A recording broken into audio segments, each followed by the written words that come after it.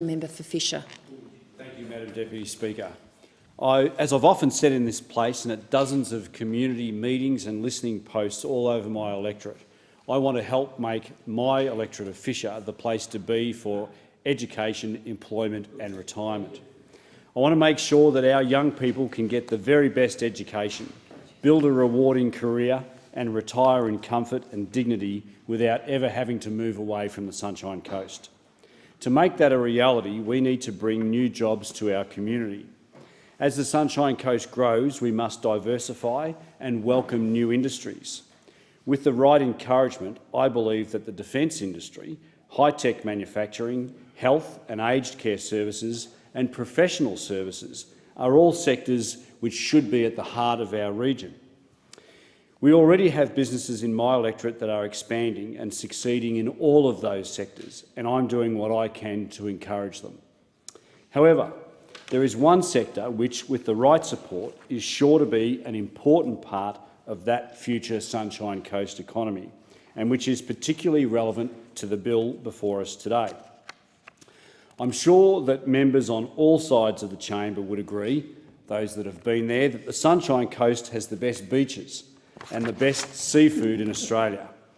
I think we all know that. What is less well known is that the Sunshine Coast also has the largest long-line tuna and prawn fishing fleets on the east coast of Australia. You could say that Mooloolaba is our nation's fishing capital. Fishing on the Sunshine Coast generates $42.5 million in direct sales every year, with more than $30 million in exports.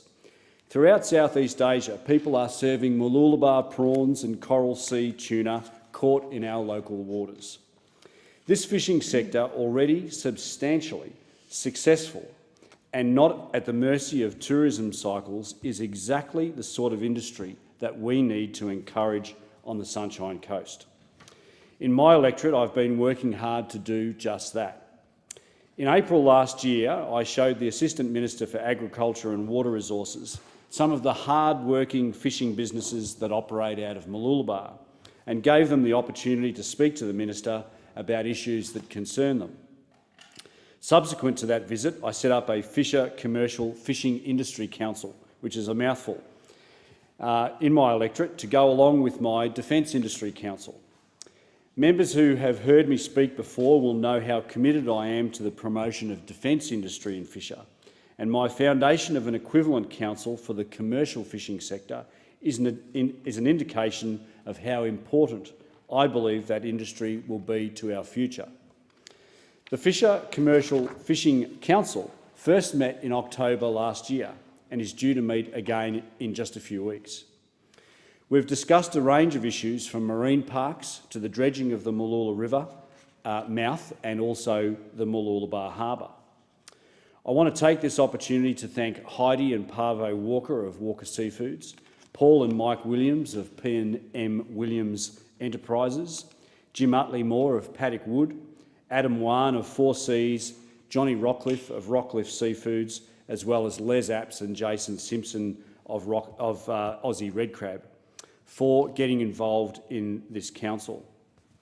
I'd also like to give a good shout out to David Ellis from Tuna Australia for his advocacy on behalf of these local businesses.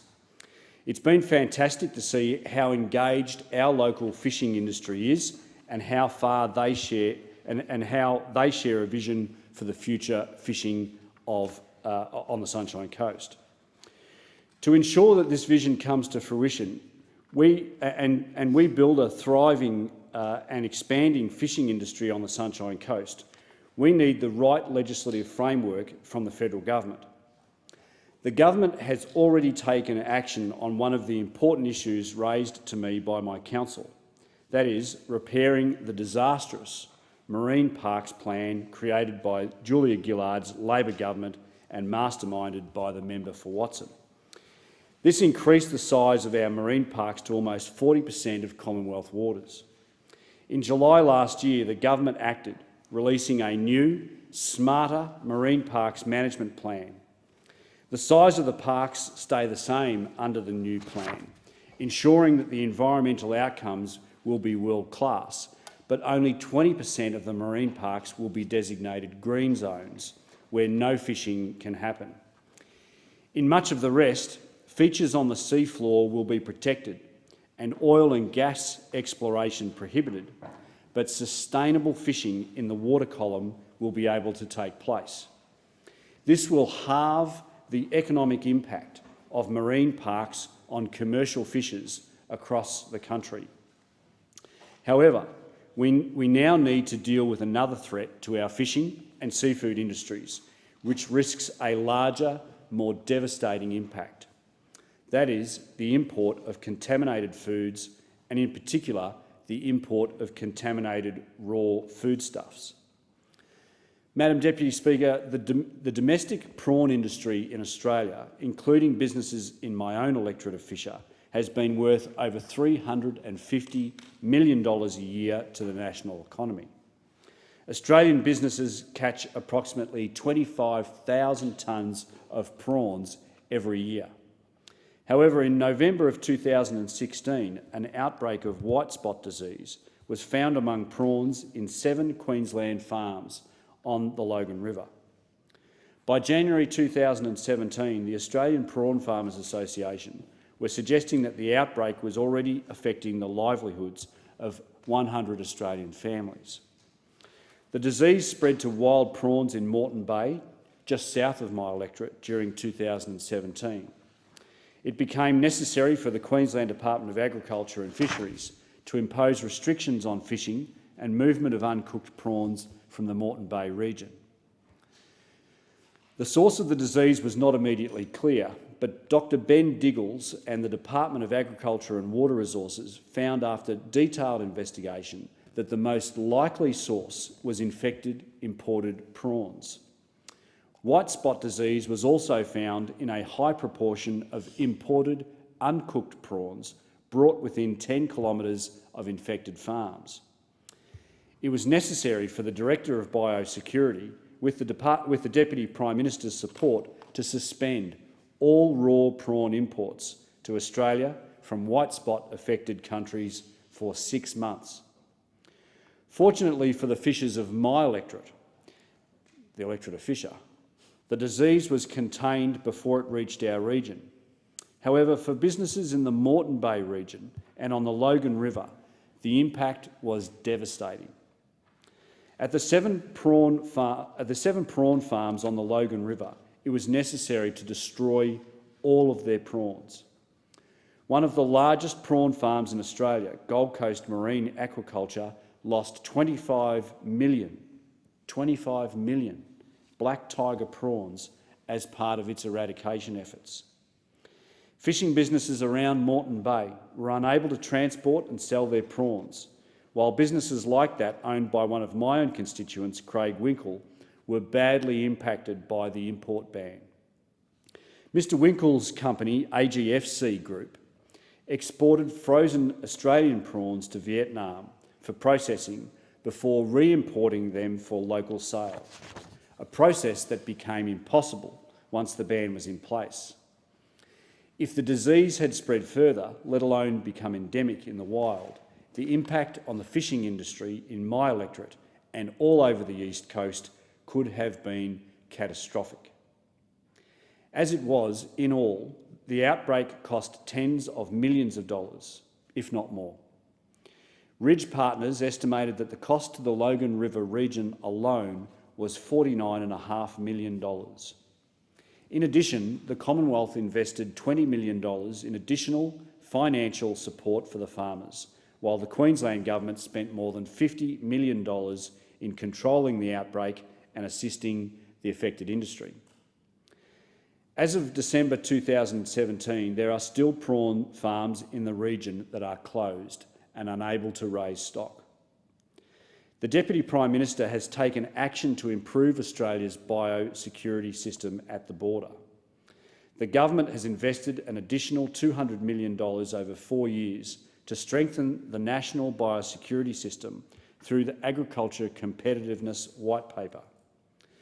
The Commonwealth's total expenditure for biosecurity this financial year amounts to $752.7 million, representing an increase of $149.3 million since the Coalition came to government.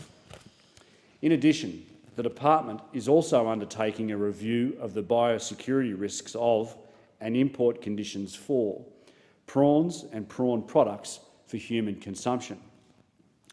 The review will include comprehensive scientific and risk analysis and is expected to take up to 2 years. However, as Dr Helen Scott Orr said in her Inspectorate General report into the white spot outbreak, quote, "Governments alone cannot deliver biosecurity." Close quote. We need more than just tighter border controls. We need importers themselves to contribute proactively to ensuring that these threats do not reach our shores. That is where this legislation comes in, not only in the case of seafood, that's so important in my own electorate of Fisher, but in all parts of our food import sector. The bill will allow us to go beyond relying on border testing alone. As supply chains become more global, it's necessary for us to reach beyond our borders and satisfy ourselves that food safety is being maintained at every stage of the chain. This legislation will achieve that by requiring importers to provide robust documentary evidence which shows that they have effective, internationally recognised food safety controls in place throughout the supply chain. It will also require that they can account for the food's journey to market, both one step back and one step forward in the supply chain. It will give those requirements teeth by ensuring that the government's emergency powers extend to holding food in the process of import at the border when its safety is not certain. It will do this while ensuring that the requirements are not excessively onerous by recognising the food safety regimes of other countries which are equivalent to our own in their entirety, simplifying import from those safer jurisdictions. This legislation is proportionate, considered and a necessary part of our action to help prevent Australia's biosecurity regime being so damagingly compromised again in the future. Madam Deputy Speaker, I'm delighted to say that as of December 2017, tens of thousands of samples of wild crabs and prawns have now been tested without a case of white spot being identified. We have reason to be cautiously optimistic that once again this outbreak has been controlled. Australia is the only major prawn exporting nation which does not suffer from endemic white spot disease. It's a great example, but it is far from the only unique claim we can make for our world-class agricultural sector and our biosecurity regime. It is a precious legacy which we must pass unspoiled to our children if food production is to be a part of our increasingly prosperous future on the Sunshine Coast and throughout Australia. We need these further controls to secure that legacy and support that growth, and for that reason I commend the bill to the House.